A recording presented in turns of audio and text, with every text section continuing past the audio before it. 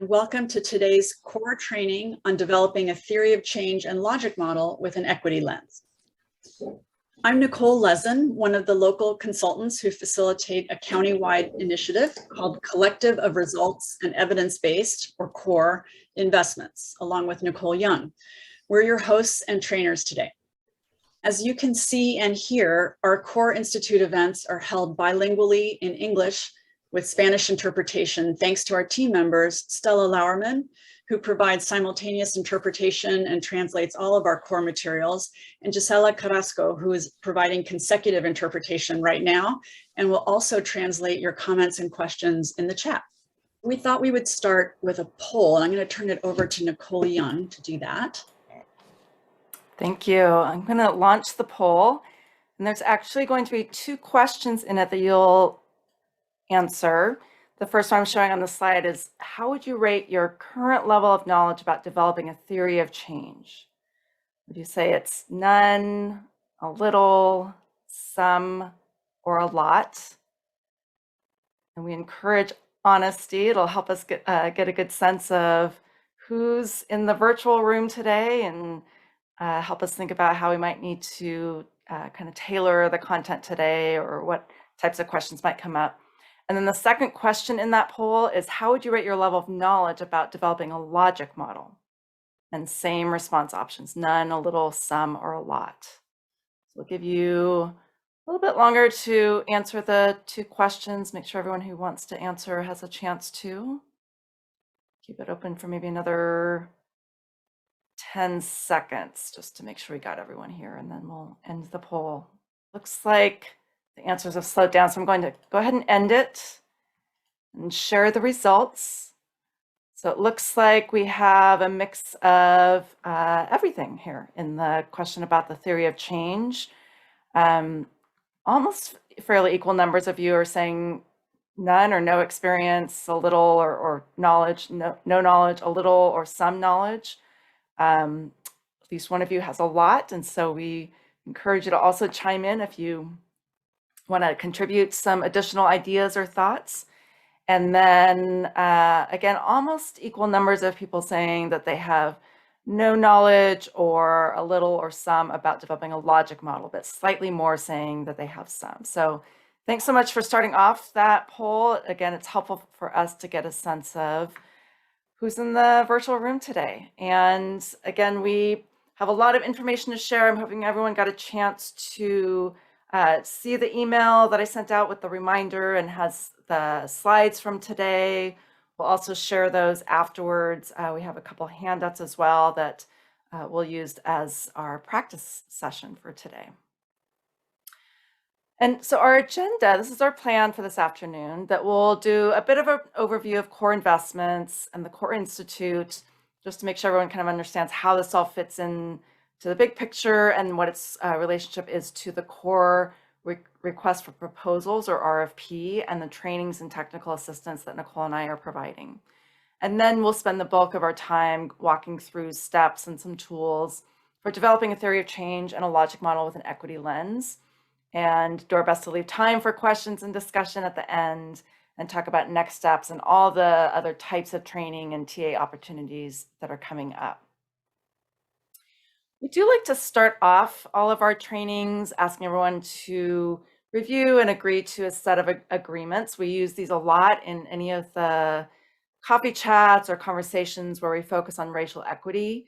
But we also like to do it for these kinds of trainings where some people might really like the concepts and tools that they're hearing about, and others might have a strong reaction and not feel so warm and fuzzy about theories of change and logic models. So we thought it'd still be good to start off with some group agreements. So the first one is to share the air, just meaning being mindful and aware of how much talking time or chat space you're taking up, and helping us find that right balance between listening and contributing, and creating the opportunity for everyone to ask questions and share their thoughts throughout the time we have together. We encourage you to lean into discomfort and take risks. Again, if you're hearing a lot of things today that feel new or hard, don't sound particularly fun to you in terms of creating a theory of change and logic model, We encourage you to just kind of sit with that feeling for a while and just keep listening and see like what of the information and tools we're covering today feel relevant and could be useful to you versus just kind of writing off all of it as too hard or not useful. We encourage you to speak from your own experience. We invite you to share your own thoughts and approaches to these particular kinds of tools. We love to encourage and facilitate some peer learning and peer sharing. It doesn't all have to be the ways that Nicole and I approach it. We encourage you to listen fully and be present, especially because we will be moving pretty quickly and covering some steps and tools that may take some more time to digest after this training. It'll help then if you're able to really be present during the training to kind of hear what the intent is or the idea behind these tools so that you can work through it again on your own later. It helps if you can be curious and stay in that learning mindset. We encourage everyone to share what they know and call each other into the learning process versus calling out if we hear someone say something that feels like, oh, that's not the right way to do it, or that's the wrong term to use, that we try to really make it, again, feel like a welcoming, inclusive learning space by inviting each other into that learning process. We find it helpful to separate intent from impact, meaning that we like to assume that all of us come with good intentions, and even so, we might say something unintentionally that comes across as insensitive or maybe even offensive or really rubs someone the wrong way and or makes you feel like your approach or your ways of doing things is being called into question. So it helps to remember that that may not have been the intent. We can ask for clarification. And then similarly, if we're hearing feedback about something we've said or the way we've said it, that we take that feedback in and try to learn from that. We ask everyone to honor confidentiality, especially if you're asking questions about your own program or you're talking about your own program plans or things that you're considering for your core application. We encourage the sharing of ideas and building on or learning from others' ideas, and also just we're really mindful that we don't want anyone to feel like, oh, my idea was shared in a training and then all of a sudden someone else took it and owned it as their own, or shared something about in terms of a struggle my organization is having with grant writing or program planning, and all of a sudden everybody else knows about that. So we like to share ideas, not identities, from these trainings. And then last thing is to practice self-care. It's a good one to remember no matter what, every day of the year. We know that many of you are busy juggling many different things. And so this might feel like, one more thing to have to worry about or too much information to take in. So we encourage you to do whatever you need to stay in your learning zone and take care of yourself. Okay, so that's a quick run through of our group agreements. Let me just check to see, are these things everyone feels like they could help follow today and help each other remember, hold yourself to during this training? I'll look for a thank you, the thumbs up. I saw you, Julie and Kevin, both virtual. Lisa, Jesus, thank you for that. And Lois, does anyone feel like there should be something added to this list of group agreements before we move on? If you think anything is missing, go ahead and put it in the chat and we'll make sure we add that to our list for next time.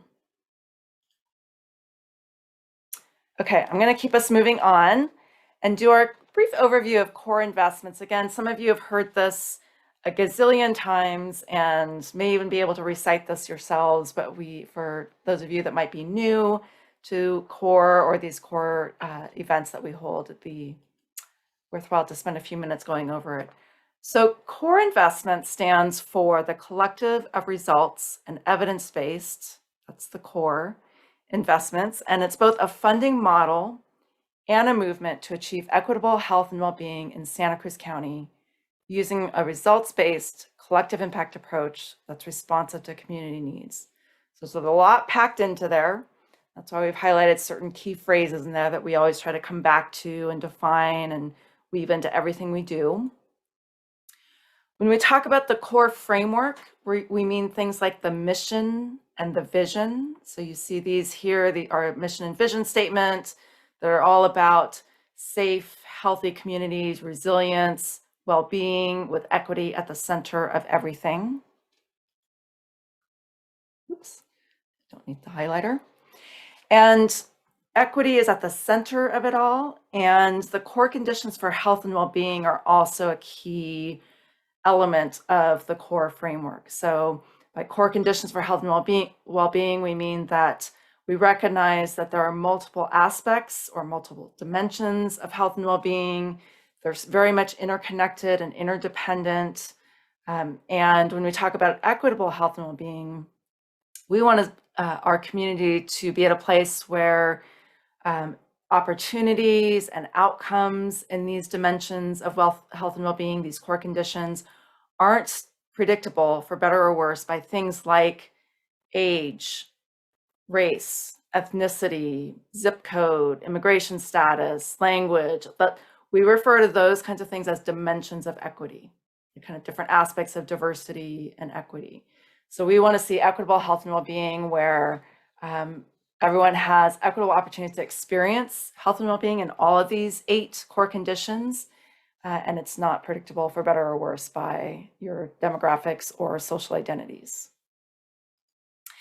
And just to define a little bit further, if you look at the core request for proposals, or the RFP, there's actually descriptions in there, starting on page 2, of how core is defined or described for the purposes of this RFP. So these are just direct quotes from the RFP. Equity is central to core investments. It propels us and compels us to look at who in the county may face particular obstacles to their health and well-being, to create solutions tied to their needs, and address root causes. So again, keywords there in bold. And also really important to understand, core investments incorporates equity as both a process, kind of the way we do things, and a desired impact, focusing on anti-racism and racial equity explicitly, but not exclusively. And so again, and this is just what I just said a moment ago, but it's reiterated in the RFP, that when we talk about equitable opportunities, we're really talking about multiple dimensions of equity, and still being explicit about the importance of racial equity. Okay, so I want to highlight that because in the RFP, you'll see some references to, when you're preparing your application, define equity. It doesn't mean like define the concept of equity. It really means define what dimensions of equity you're proposing to focus on or address, where there are disparities based on things like age or race or ethnicity, et cetera, et cetera. So just want you to keep that in mind, because we'll be talking about today, again, how to develop a theory of change and logic model with that equity lens. And events like today's training and things like the core coffee chats and core conversations that we offer are all part of what we call the Core Institute for Innovation and Impact. So just think of that as a container that holds an array of training and technical assistance and other learning opportunities for people in nonprofits, public agencies, grassroots groups. We're even starting to see some members from the business community participate in some of these events. So these are just opportunities to build shared skills and knowledge and approaches and things like that. So today's training is part of the Core Institute. And I just want to acknowledge, we're offering these trainings and these technical assistance sessions or TA sessions as part of or in support of the core request for proposals that was released on November 16th. Hopefully, applications are due February 4th of 2022. And you can find the RFP, the application forms, and the whole list of training and TA sessions on HSD's website. That's the Human Service Department. And Gisella will post the link in the chat in just a moment. And so again, Nicole and I are providing training and TA related to the RFP throughout the application period. And so our role in providing this training and TA is to provide tools and training and guidance to help you as applicants understand some of the key concepts and the tools that are mentioned in the RFP. So things like collective impact and core conditions and the core continuum of results and evidence and equity. So today's we're focusing on how to design a theory of change and a logic model. And the idea is that by providing this kind of training, TA will help you kind of articulate, the needs that you're seeing in the community and what you're proposing to do about those needs and how to address disparities or gaps, and do it in a way that then the reviewers, when they're reviewing your application, can clearly see, oh, here's what you're proposing, here are the outcomes or results that you think will happen, and here's how you'll measure that. So we have a series of trainings and TA offerings. We have some that we call structured trainings, like today's, where we have a specific topic. We'll have materials and kind of a structured way to teach and guide and walk you through those. We're offering things like group office hours, where those are more informal. You still need to sign up, but that's a time for you to come with your questions and we can help talk it through, point you in the right direction, try to share some resources based on the kinds of questions that are coming up. But those office hours will be much more informal. We're not going to do any kind of structured presentation. And then there are one-on-one TA sessions where you can sign up for a slot and get some more individualized assistance from either Nicole, Lezin, or me. So again, we'll cover all of this again at the end, but just wanted to reassure you that there are, again, a lot of opportunities to get assistance, to get some ideas and tools for how to prepare your applications. These are the upcoming trainings that, again, we'll review more at the end of today. Okay, and then, again, a couple different links where you can sign up for things. Gisella just put them in the chat. So again, trainings and group office hours, you sign up for those through the links that are on the Human Services Department website. We're using a separate Google Sheet to sign up for the one-on-one TA sessions with Nicole, Lezin, or me, so that we can then figure out which one of us is going to provide that session and send you a calendar invitation. Any questions about trainings and TA, you can send to Nicole and me at these email addresses here, nicole@opti-solutions.com, lezin@mindspring.com. That's separate from any questions you might have about the actual request for proposals, the application itself, how to use Reviewer, that online platform. Send those to the county email address, corefunding@santacruzcounty.us. If it's a simple question, Nicole and I might be able to point you in the right direction or address it during a training, but most often we'll probably refer you back to the county for questions. Okay. If you have any questions about that overview I just went through, feel free to put it in the chat. But I'm going to keep going on to start our segment here about how to develop a theory of change and logic model. And we're going to start with developing a theory of change. Did everyone get the email with the attachments that had the slides for today, as well as a couple of handouts that we suggest that you print out so that you have them? Those are going to be kind of like worksheets that you can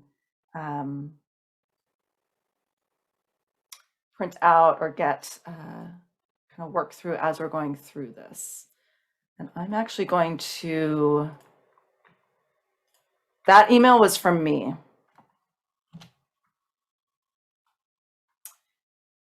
I'm going to post a link to a Google folder in the chat. All of the attachments that I sent out in the email are in that folder as well. So if you didn't see the email yet, then go ahead and try to click on the Google link to see if you can open up the documents.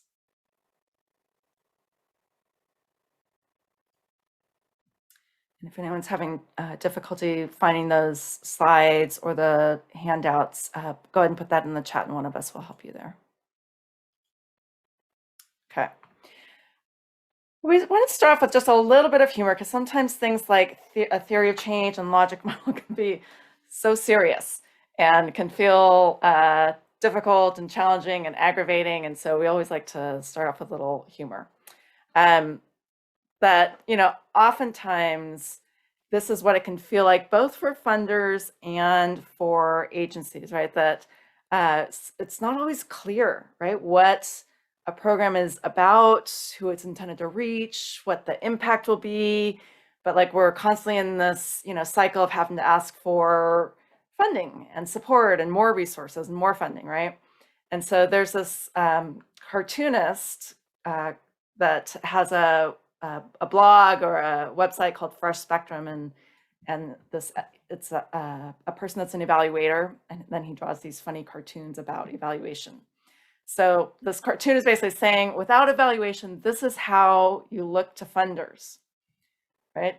That the request is you give us money, there's a black box where the magic happens, but you can't see what's inside that box. And then we just ask for more money to keep making that magic happen, right? And so then, for funders or policymakers or donors, there's often a question about, well, what's inside that black box? Help me understand what's in there.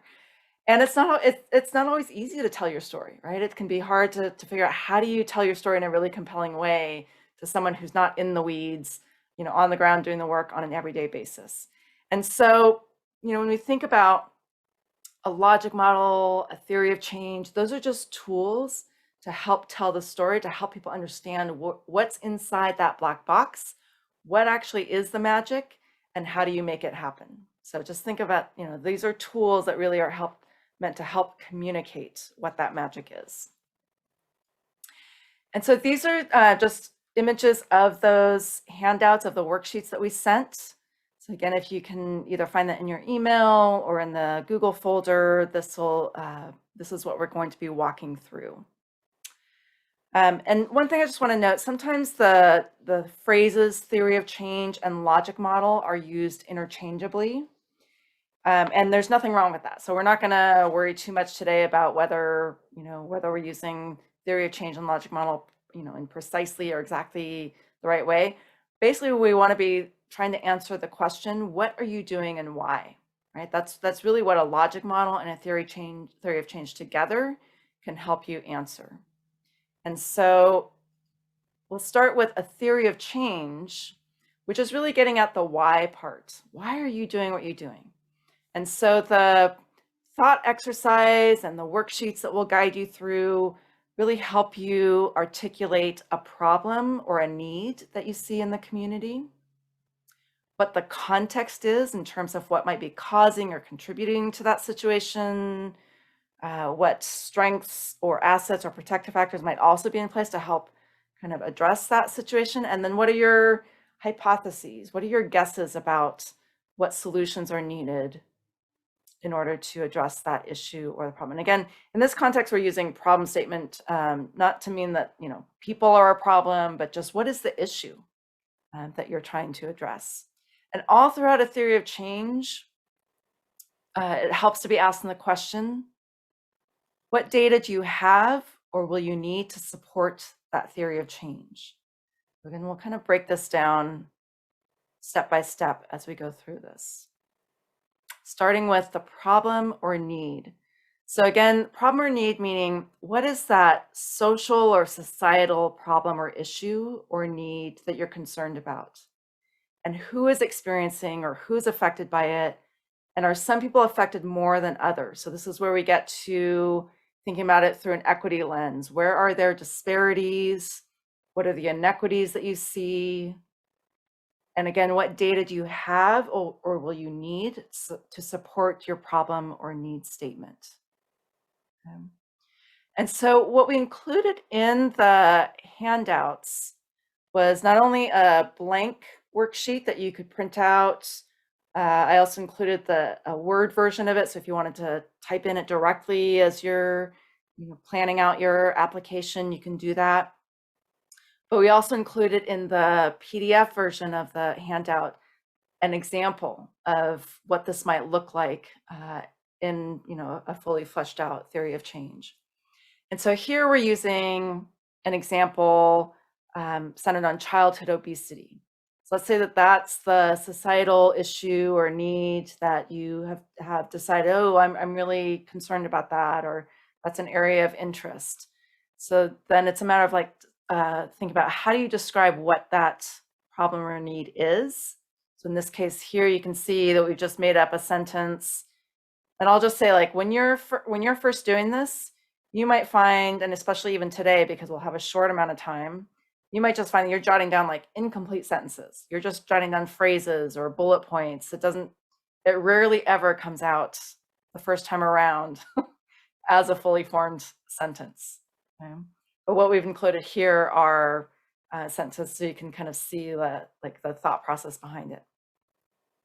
So let's say here in this example, it's saying healthy eating and physical activity habits in childhood contribute to lifelong health benefits. So that's kind of starting from a strengths-based perspective, while unhealthy habits increase the chances of developing health problems like obesity, diabetes, and heart disease.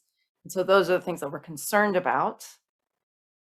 And if we think about, okay, who's affected, where are there inequities, this example here is describing among students, because that is a countywide data point that is available. It's collected through I believe it's the Healthy Kids Survey.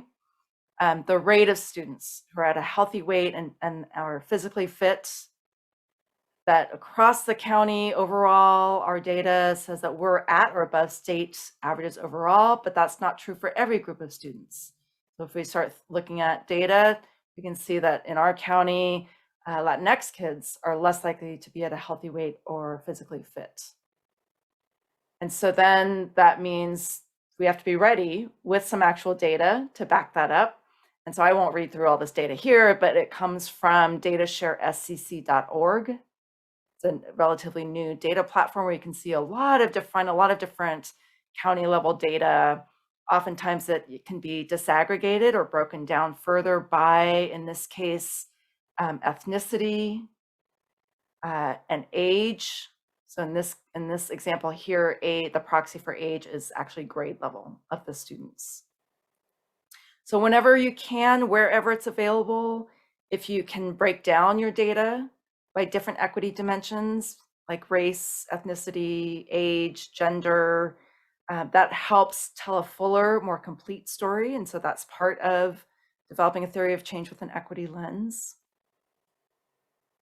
And so once you've kind of put together or jotted down some aspects of the problem or need statement, then you can think about the context. So thinking about that social or societal problem that you identified, what are some of your assumptions about why the problem exists? What are the things that might be causing it? Or they're maybe not, they haven't been proven as direct causes, but maybe they're contributing factors. They might be things not just about the individual themselves, but what are some of the systemic barriers? What are some of the policies or practices that actually might be creating or contributing to, again, that social or societal problem you're concerned about? And also, what are some of the existing strengths and assets and protective factors that could help balance out those barriers and inequities? And again, here it's important to be asking what data is available or will you need to support your description of the context. So again, here's an example, and you'll see this again in the handouts, but you might be thinking, okay, in terms of childhood obesity, some of the causes or contributing factors and systemic factors might be things like a lack of access to healthy or healthier choices. There might be, in terms of how easy or difficult it is to get to, grocery stores or places that sell healthy foods. Like if it's really difficult to get there, or there just is a lack of availability, that's what we often refer to as food deserts. Could also be related to the fact that sometimes free and low-cost food choices are often the ones that are less healthy. So they might be affordable, but might also be, again, contributing to less healthy outcomes. Some of the other contributing factors might be things just like economic insecurity, that it's hard to afford, again, some of the healthier choices for food and activities. It can also just be hard to change habits once they've been developed, or maybe it's hard for an individual to make changes because no one else is doing it. And so other friends, family members are not supportive of those changes. So there could be a multitude of things. There usually are many different things that are causing or contributing to those social problems. But there also, again, might be strengths and assets that serve as protective factors, that maybe if there's more attention and investment in those, building up those strengths, it can naturally or help reduce some of those concerns and challenges and barriers. So in this case, again, in this example of childhood obesity, maybe things like increased interest in growing your own food, through community gardens or growing native foods, right, might be a strength and a protective factor to build on. Something that could be a protective factor is making the healthy choice the easy and affordable choice, whether it's through things like school meals or vending machine options or the availability of walking trails and parks, and then finding ways to kind of build up that encouragement from friends and family. Again, might be strengths and assets and protective factors that could help mitigate those challenges. Okay, so those are examples of how to think about both the causes and contributing factors, strengths and assets, and then again, thinking about what data do you have or might be needed? So here in our example, we're pretending that we might need some data to tell us more or to really understand the context. Maybe we need some focus group data from local students, or maybe we are thinking, well, I have some ideas about what might be causes or contributing factors, but I'm not really sure what do others say about it. So are there other studies or evaluation reports or any other articles or things that other communities might have that could help inform the context? And then once you have identified and articulated your problem or need statements and your context, then you can articulate your solutions, your hypotheses, your best guesses, educated guesses about effective strategies, programs, and practices to build up those strengths and protective factors and address the problem or need statement that you identified. Again, thinking about what data do you have or you need to support your hypothesis. And again, using this same example of childhood obesity, here's a couple different ways to think about the hypothesis.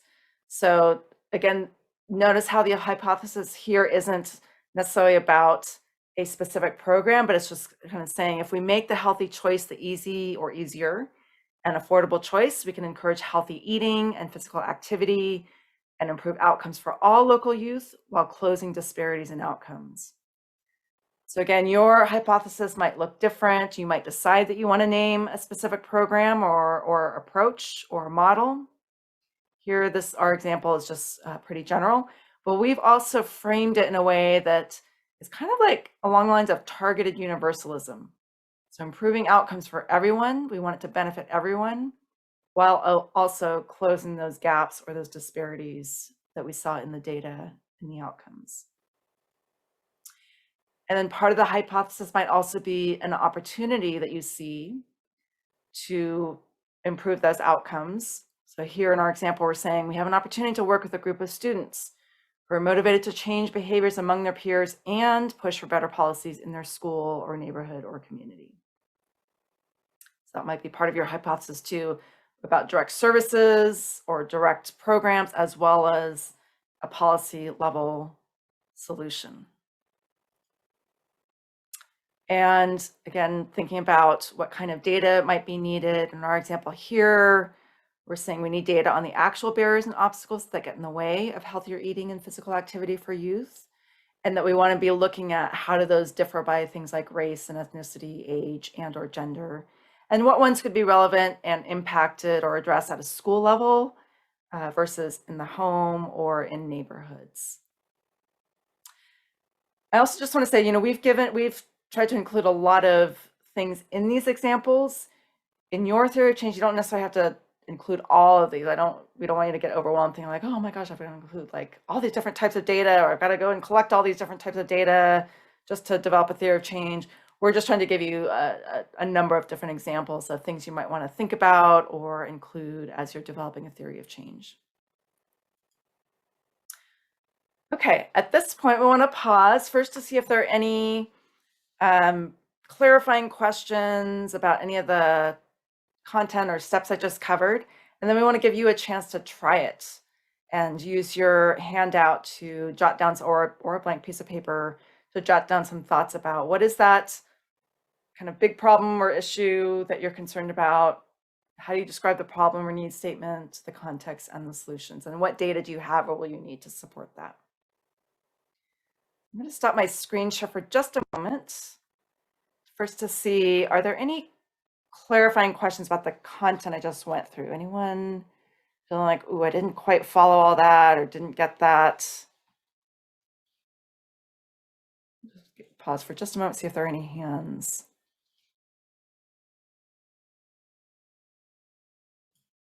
Okay, not seeing any hands or questions in the chat. So does everyone have the handout, the kind of blank copy of the theory of change handout in front of you, or a blank piece of paper that you could write on? So we're going to give you about, what did we say? 10 minutes. 10 minutes to just work on your own on that worksheet. And if you are working on it and you get stuck or you have questions, feel free to raise your hand or put it in the chat. But otherwise, I'm going to be quiet for a while. I'm going to turn some soft music back on just so you have something going on in the background. Tell me if it gets too loud or distracting. And then after about 10 minutes, we'll check in to see how that went for you and if anyone wants to share some examples of what they came up with.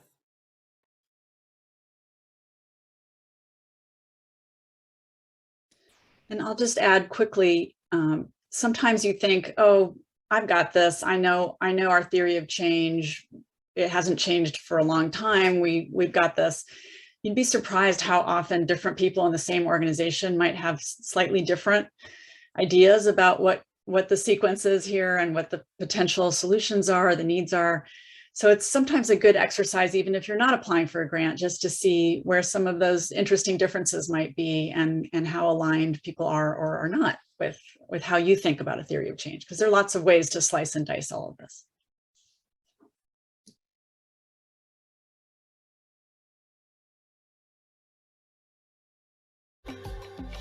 Okay, and I'm also going to invite anyone that's comfortable to come on camera. So turn your cameras on so we can see your faces and feel like we're talking to each other.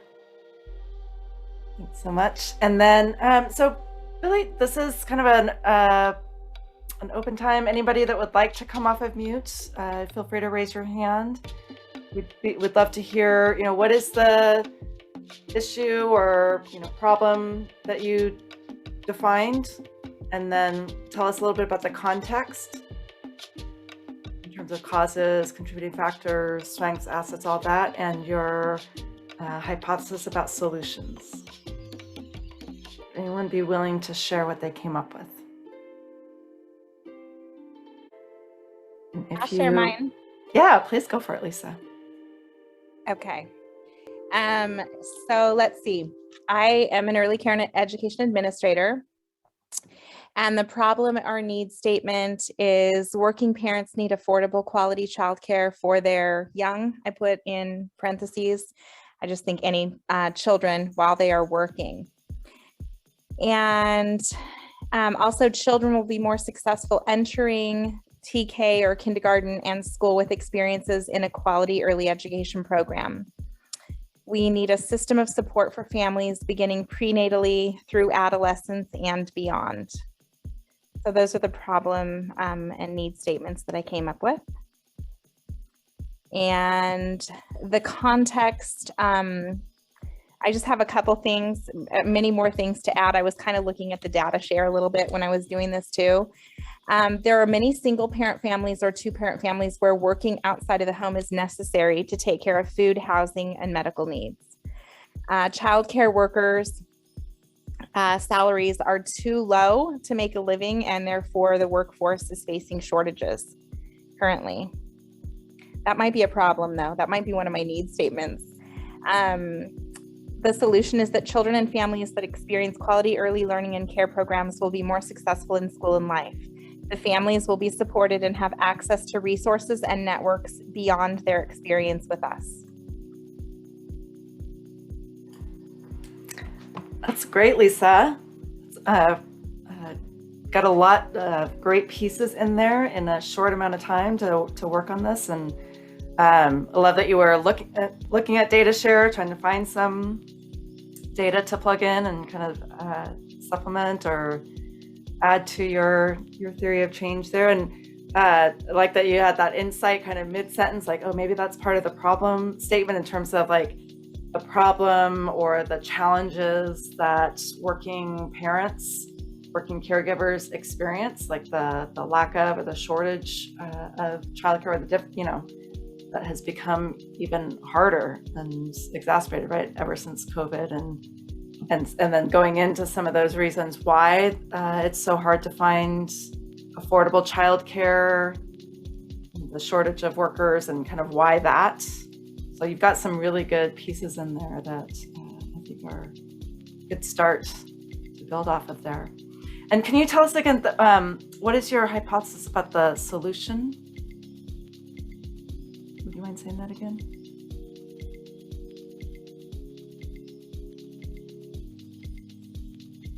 I might not have a hypothesis about the solution. Is that under, okay. The solution hypothesis is that children and families that experience quality early learning and care programs will be more successful in school and life. And then also the families will be supported and have access to resources and networks beyond their experience with us. It's hard for me, it makes me think of the whole school system. Like, it's hard to go just down to childcare, right? I mean, I think it's then looking at the impact beyond. So I'm a long ways away from probably where I'll land, but those were just some initial thoughts. Yeah, well, I love it because that's often how this works, right? That again, it's very rare that you come out with complete sentences in a theory of change, or that everything ties together, right? But the first step of kind of getting it out and thinking it through, sharing it and talking it through with others helps you realize, oh, wait, I feel like I'm missing something over here. And then you kind of go back to figure out, okay, what else do I want to say? Or is that how I want to phrase the problem statement? And is that really what the root cause is? So I think you're exactly, on the right track there in terms of that thought process. Does anyone have other feedback or questions for Lisa and her example she just shared, or other suggestions? And Lisa, what do you see as your next steps with your theory of change in terms of fleshing it out some more to a place where you feel like, okay, this really captures it?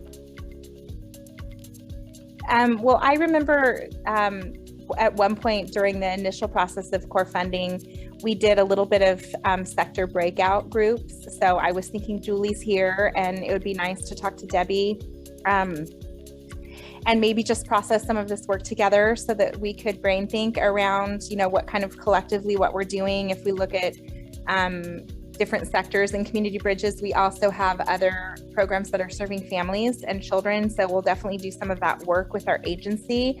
I think there's sort of agency sector work and then community-based, even though it's a competitive process. I think when we put our heads together, then we can really help each other and help the community at large. That's fantastic. Yeah. And if it helps, and if it's, easy enough to get everybody on the same schedule, like if you want to sign up for one of the group office hours together to be able to use that time to have that kind of discussion, and Nicole and I can again share ideas and resources and things like that. It's another way to think about those group office hours. Before we take a break, would anybody else like to share what they came up with for their theory of change, however raw or rough draft it might be?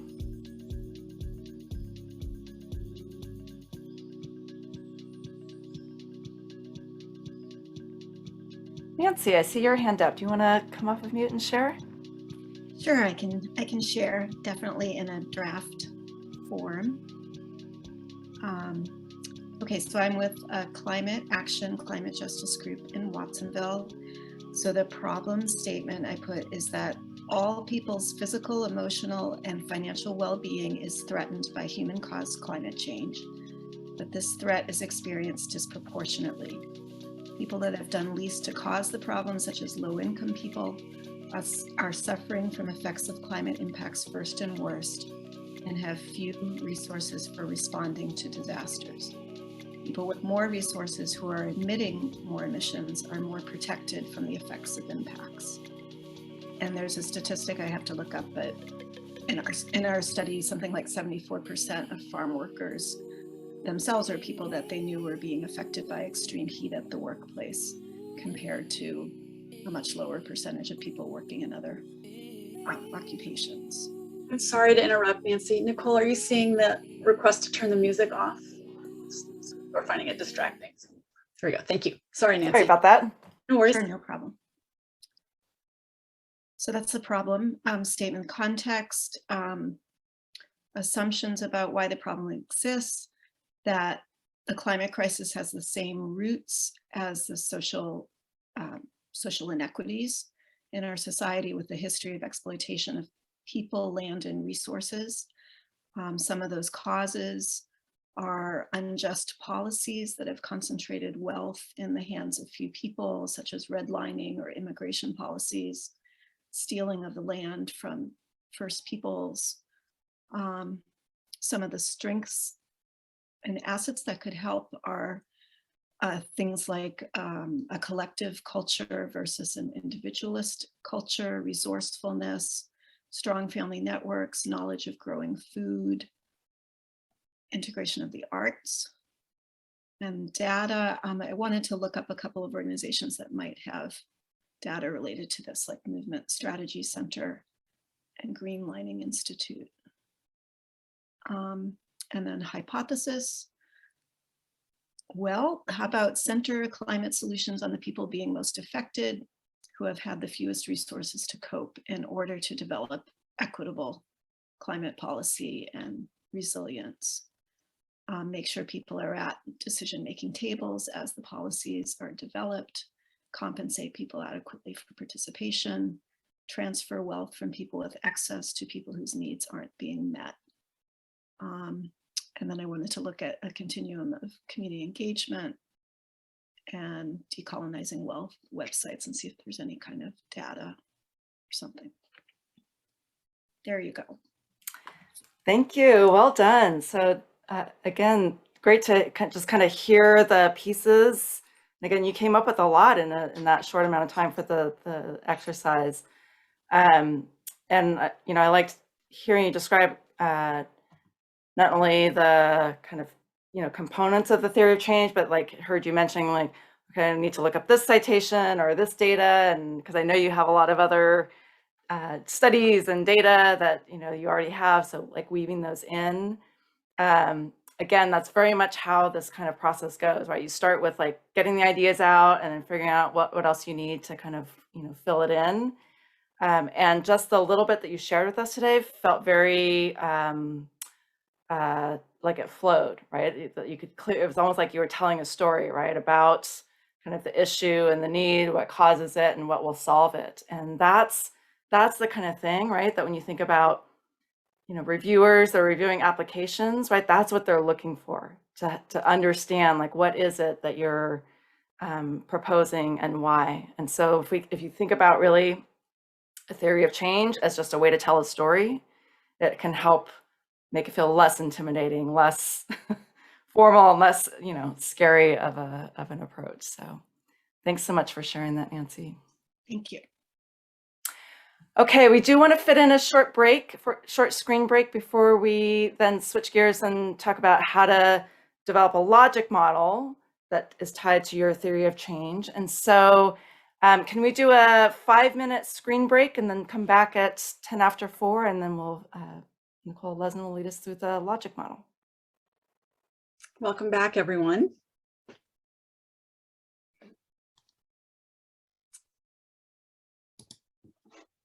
Just share my slides. Okay, so hopefully you're seeing that.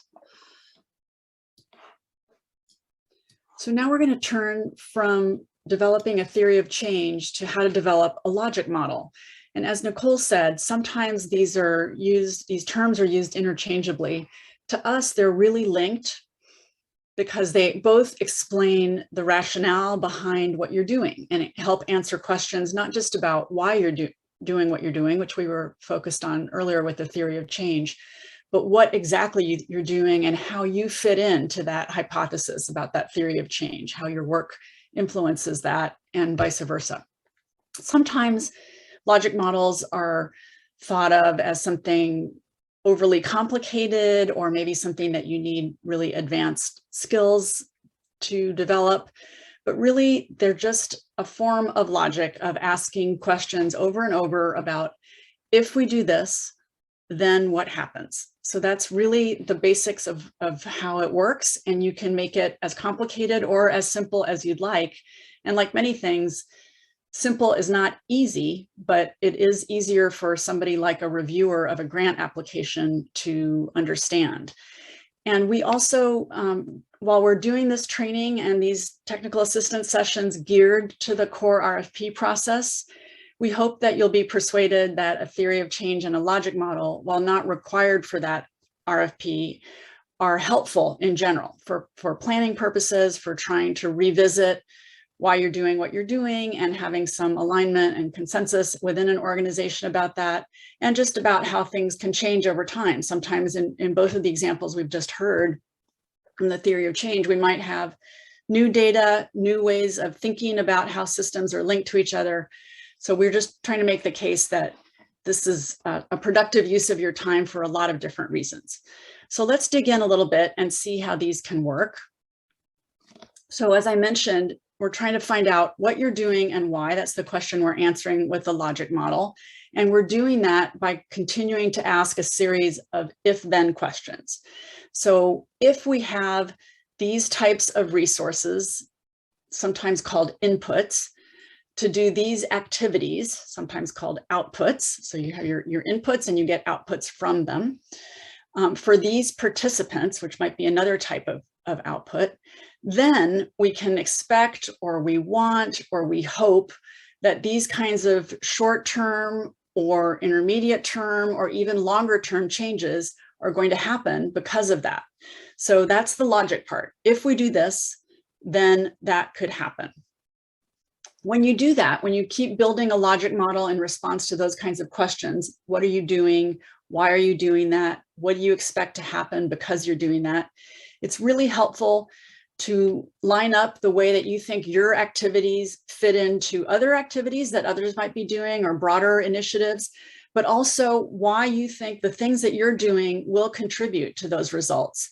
And it's, again, important to think about how the activities that you're doing by themselves don't necessarily need to lead to these bigger changes, but that they contribute to them and amplify the efforts of others as well. We'll walk through each of the building blocks of a logic model with you, and I'll highlight a few examples along the way. And then just as we did with the theory of change, you'll have a chance to practice filling it out as well. And we'll get your ideas for that. So just some examples of what we're calling inputs, or sometimes you might just think the resources that you already have in play. So you might have a base of funding or several streams of funding that allow you to have some latitude in what you do, or to various degrees. And with that funding, maybe you can hire different kinds of staff. You have a configuration of staff in your organization. You may also be able to draw upon volunteers to support your work, although that often requires its own staff time and investments of other resources. You might have consultants who can help you, different partners who have their arms linked with yours in this effort. Maybe technology is something that you put to good use. Maybe you have a type of training program that really helps people contribute in different ways to the work that you're doing. So this is going to be different for every organization. These are some of the usual suspects, but you might have a specific input that's unique to you. Maybe you have a type of program that you have deployed effectively and that you developed, and that's an incredible asset or input that you have at your disposal. Maybe you have a connection to a community that's really unique or strong. Maybe you have a reputation that precedes you that gives people a lot of trust in you, and that's a huge input or resource that you have as well. So what do you do with all those resources or inputs? You're going to use them to do something. So you might, for example, offer some different kinds of counseling sessions. Maybe you're offering classes or providing case management to your clients, to community members. As in Lisa's example, you've got maybe an early care and education program that you're using all those staff and training to put in place. Maybe you are a health education program. So because you've got just for example, trust from the community and connections to people who may not normally trust the health system, you're able to reach them with messages about chronic diseases or COVID vaccinations or whatever is the issue that you're dealing with. You might provide housing assistance to people, very necessary in our area.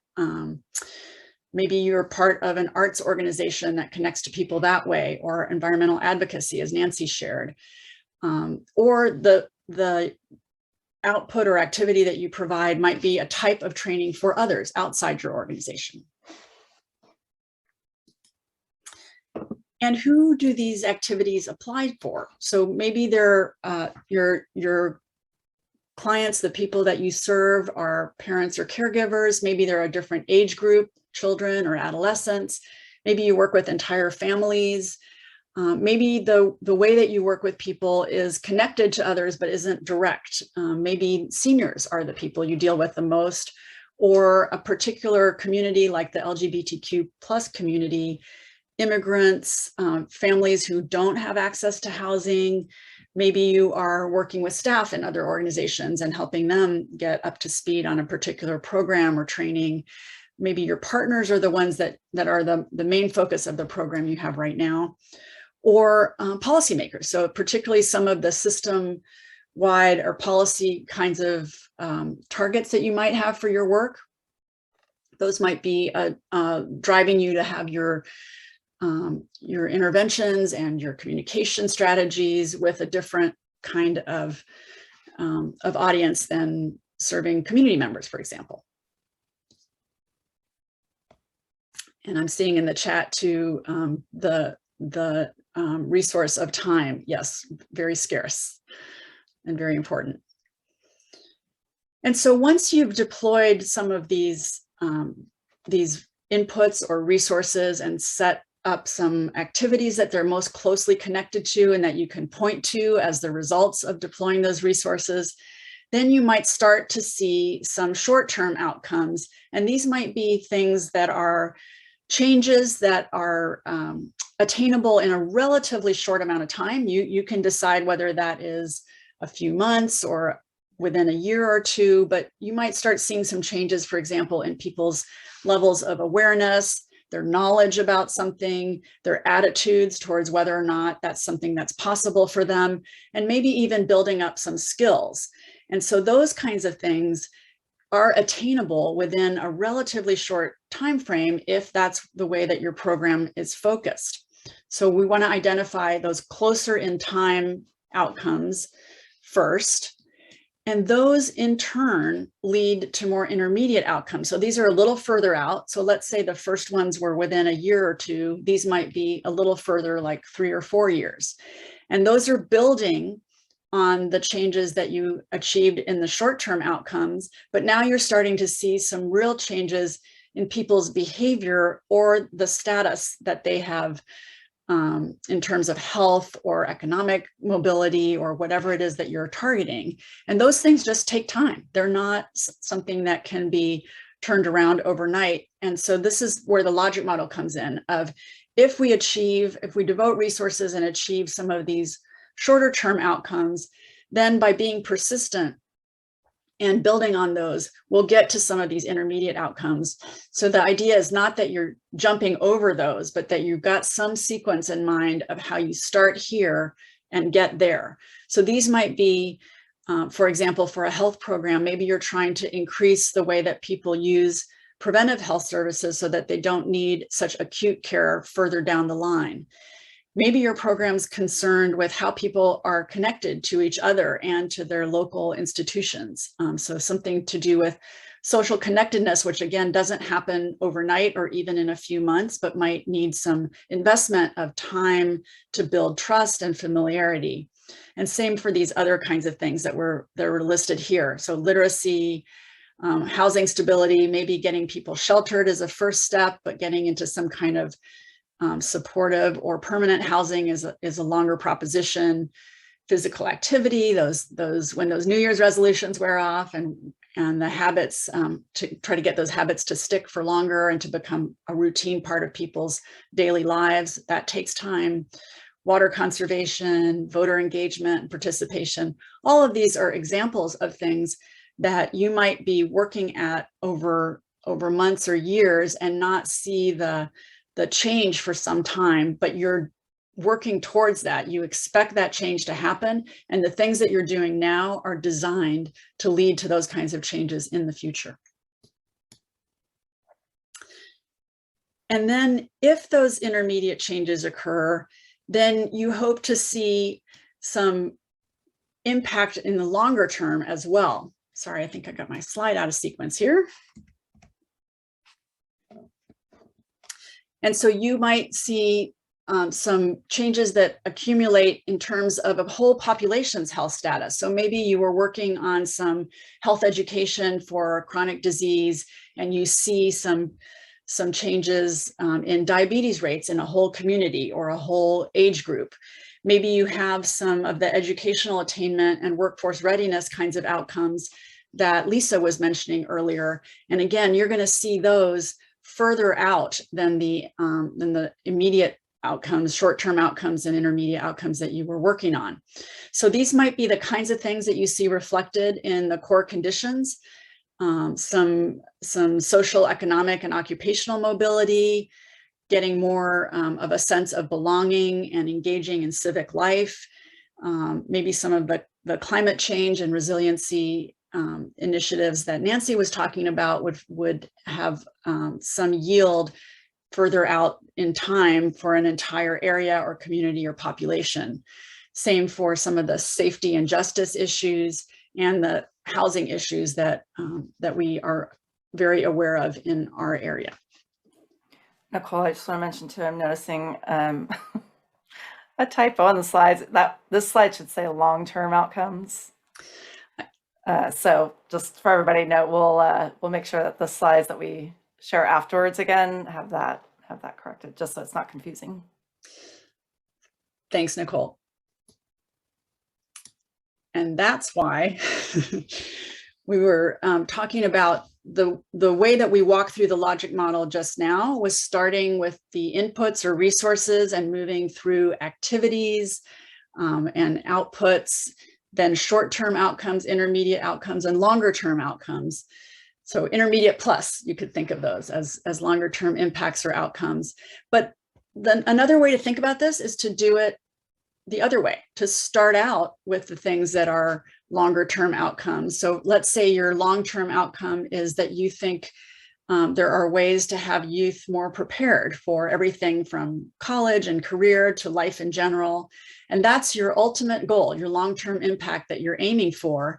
And you could have a discussion or a logic model session where you're thinking about, okay, what happens before that? What has to be in place in order for those long-term impacts to be achieved? So maybe there's something that's an intermediate outcome about needing a certain type of behavior or support, or you decide what it is that comes before those long-term outcomes being achieved. And then this is that same if-then kind of structure. If youth are going to have that behavior in place, the one that's in the intermediate outcomes column, then they also need to know or understand or be able to have some of these other pieces in the short term that we've discussed. And in order to achieve those, then we need these kinds of activities in place for youth to increase their knowledge about whatever is in that next column, then they'll need some access to these kinds of activities and services that we are going to provide with our inputs and resources and assets that we have in our organization. So again, the logic model is just setting forth your plan for how you move from today to some future state where you have these goals and impacts. You are setting up for either for an internal audience or an external audience or both, the logic that you have about how you move through those things from left to right or right to left. So let's take a moment now to see how you would think of your program using these kinds of steps, the sequence and logic. You can use the worksheet to try to just jot down some things. Again, just like the theory of change, like Nicole said, it doesn't have to be perfect, doesn't have to have everything line up in complete sentences, but just what do you see as the things that you're doing now that lead to some aspirational impacts for later, and what's in between?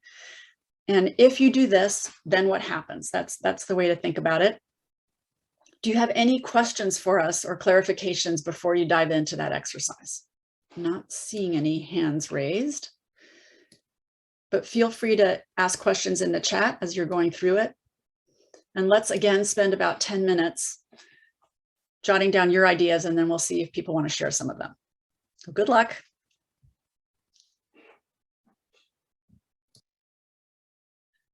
All right, I hope that gave you a chance to at least play with some elements of a logic model and these if-then statements.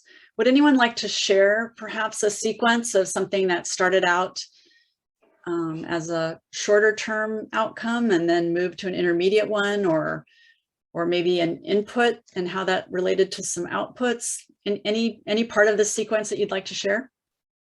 Or maybe you found it challenging to move across the rows like that. What felt like it made sense about this, or what felt like it was getting in your way? Stella, we're gonna have to bring back that snoring dog, I think. Sound effects.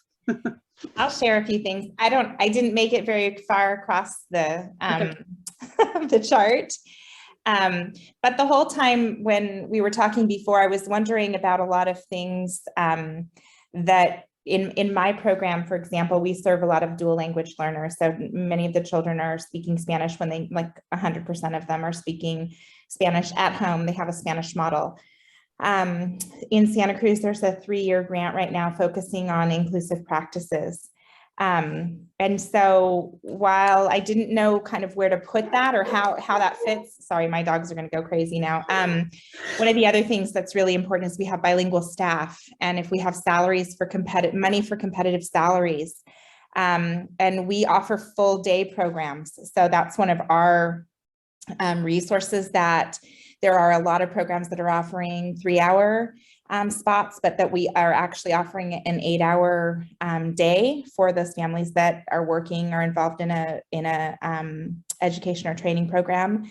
That we also have a sliding scale or free care in our subsidized program currently, but a sliding scale for our private tuition-based programs, and that we have collaborative practices. So I think those are the pieces of networking with the school districts or the other community-based organizations.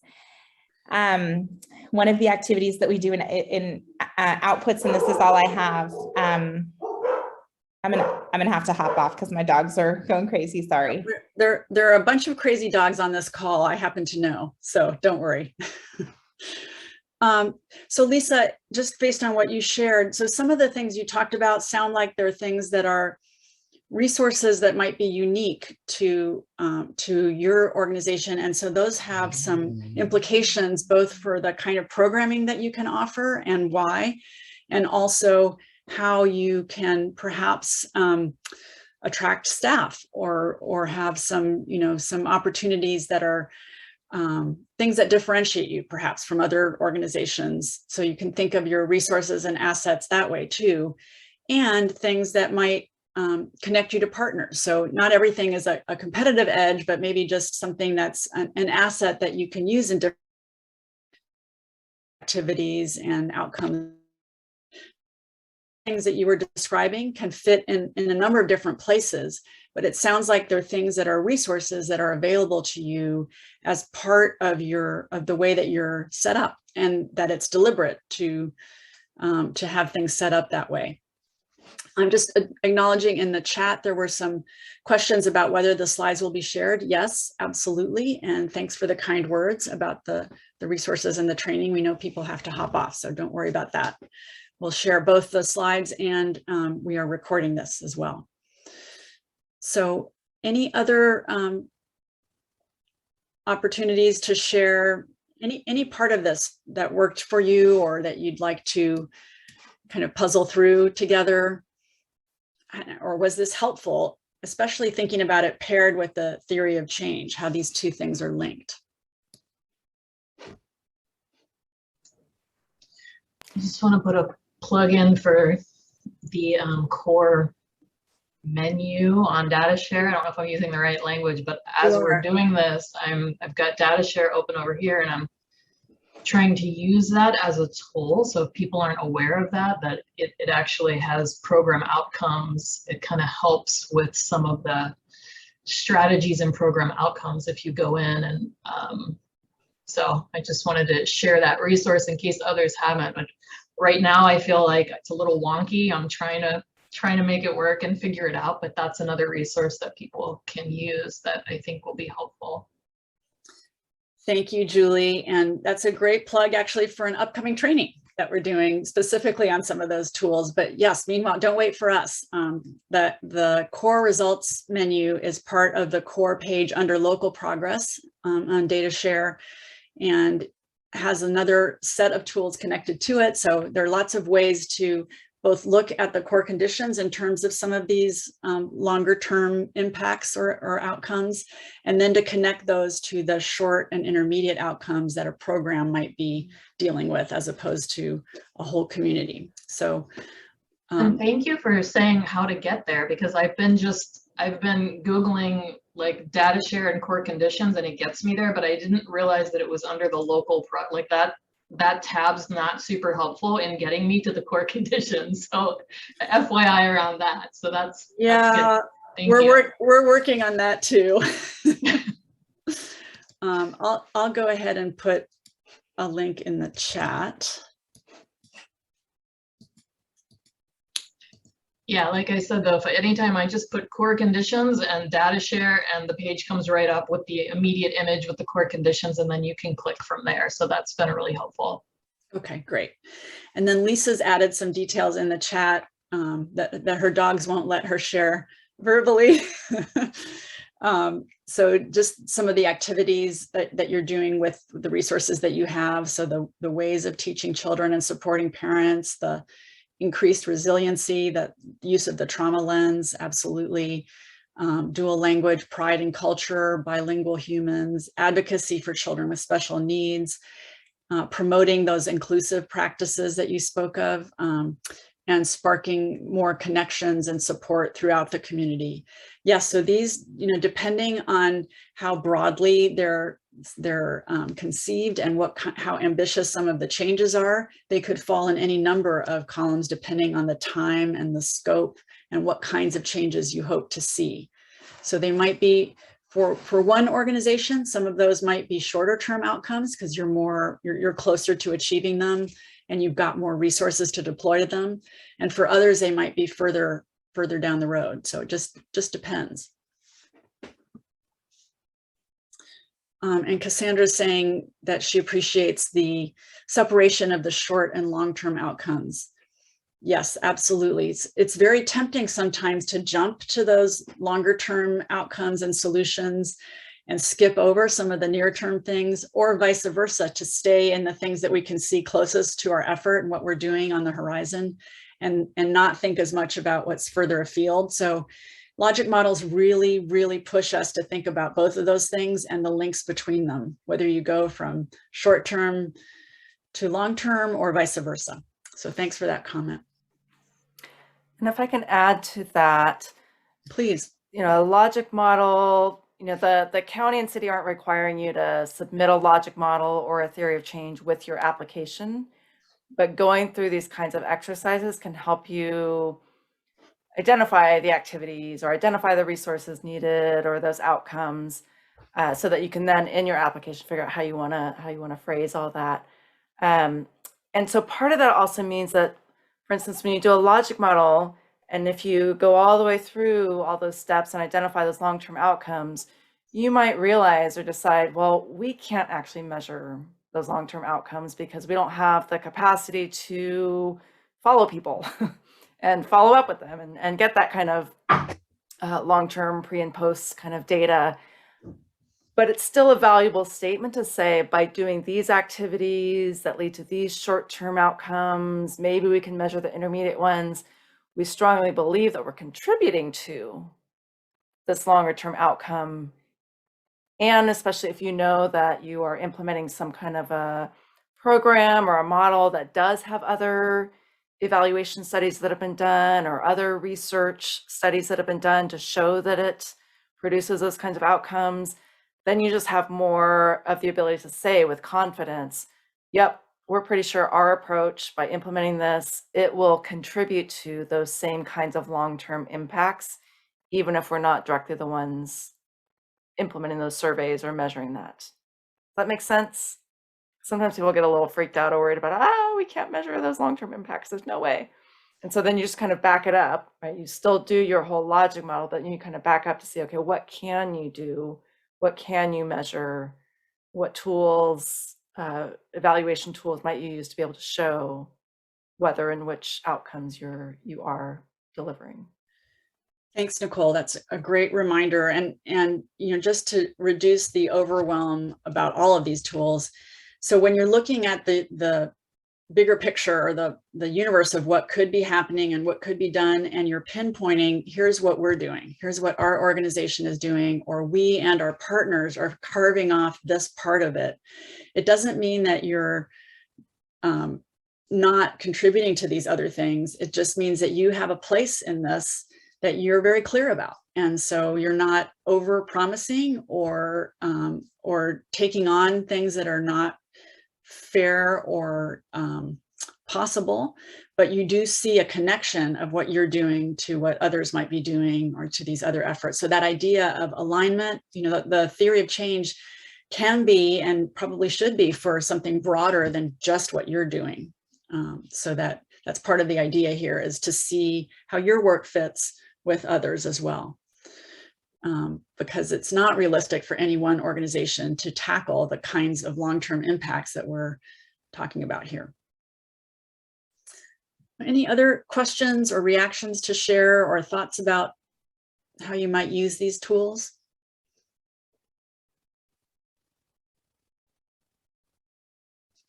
If you haven't used them before, they really reward spending some time with them and fiddling with them. I know we don't have a lot of in-person times together right now, but they're also great tools for just getting feedback on an idea with colleagues or partners. There are also things that are good to update and revisit now and then. So even if you have done them before, as we mentioned earlier, it's probably a good time for a refresh after everything that's happened in the last couple of years. So just some thoughts about how to use these, even if you're not connecting them to a specific proposal or RFP. So let me talk about a couple of things before we close out officially.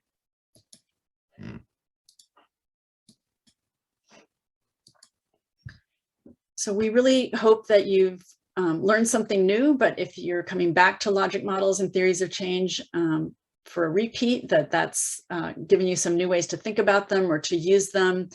And again, not just for the core RFP application, but for your work in general and communicating it internally and externally. So we want to know how you might be using the information from today. So we've got a poll for you, and we're going to ask you now to rate your level of knowledge about developing a theory of change, and the same about a logic model.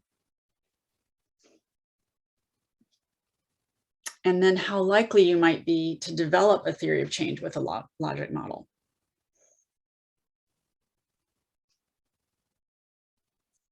So if you scroll down, you can get to all 3 questions in this one poll. Okay. I'm not seeing very many new responses, but it looks like we've moved into the some or a lot of knowledge, which is great, and a fair amount of intent to use these. So that's great as well. So thanks for those replies. And then along these same lines, we wanted to let you know about some other upcoming events. And so you'll see the links to these posted in the chat. So again, this will be repeated on the 8th, and we will have the following week 2 sessions. So these an original and a repeat as well, and recorded in case you can't make it to one of the live ones. But on December 14th and 16th, using some of those core tools that we talked about on DataShare and elsewhere to develop your proposal. And then in January, after the holiday break that many people are taking, we're going to come back with some more specific training about refining program outcomes and evaluation tools using an equity lens. So at that point, people might be further along with their ideas about what they want to put into their proposals. And so we're going to focus more specifically on some of those kinds of questions. And then the following week, on January 18th, we'll have a repeat on the same day on how to use data and stories for continuous learning and improvement. So this is some of that mix of some of the data that you might find on DataShare or elsewhere, but how you make sense of it and interpret it and bring it to life with stories about the people who are represented in those numbers. So we'll talk about that together on the 18th.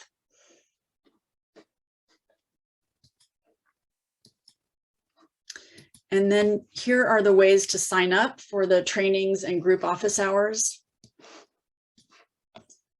and for the one-on-one TA sessions that Nicole and I are offering. And again, if you have questions about any of the training or TA, the schedule, the content, you can email either one of us. And if you have questions about the RFP itself, the content of the application, how to use Reviewer, the online platform for submitting your proposal, those are questions that are better sent to the county, and that way they can share them with everybody who's applying. So many ways to get more information, general information from us about the concepts and tools, and specific information about the application and the RFP from the county's staff at HSD. So before we close out, any other questions for us? So Lisa asked a question in the chat about, are the one-on-one TA sessions strictly limited to one session? So at this point, because we don't really know how many people are applying or how much of a need there is for one-on-one, we're saying that people can sign up for one-on-one TA session per application. And so if it turns out that if we get a sense of, okay, everybody that is interested in a one-on-one, it seems like everybody has signed up and we still have openings left, then we'll let everybody know, if you want to sign up for an additional one, that you can do that. And so but you can attend as many of the group office hours as you'd like. You can attend as many of the trainings that you'd like. And so you might want to think too about, oh, maybe I'll do a group office hours first to get some of my broad questions addressed, and then save a one-on-one for maybe when you're farther along in your, preparation of your application, where you come with really specific, questions about your particular program or proposal. So lots of different ways to think about it. If anybody wants to, use the group office hours or their one-on-one, like now, at the very beginning, because you want some help getting started or thinking through how do you even approach this, that's fine too. So it's really kind of when you think you might benefit most from that assistance.